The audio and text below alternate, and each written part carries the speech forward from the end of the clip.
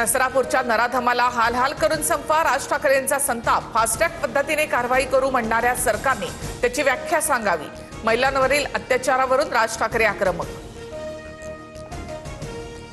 लैंगिक शोषणातील नराधमांना आता पॅरोल नाही, फडणवीस सरकारचा मोठा निर्णय।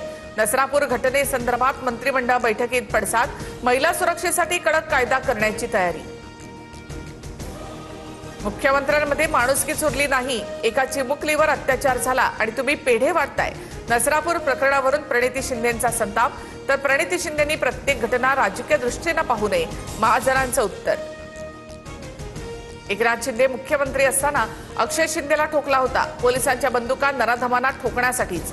नसरापूर प्रकरणावरून खासदार ज्योती वाघमारे आक्रमक, जिल्हाधिकारी कार्यालयाच्या बाहेर आंदोलन करत निषेध।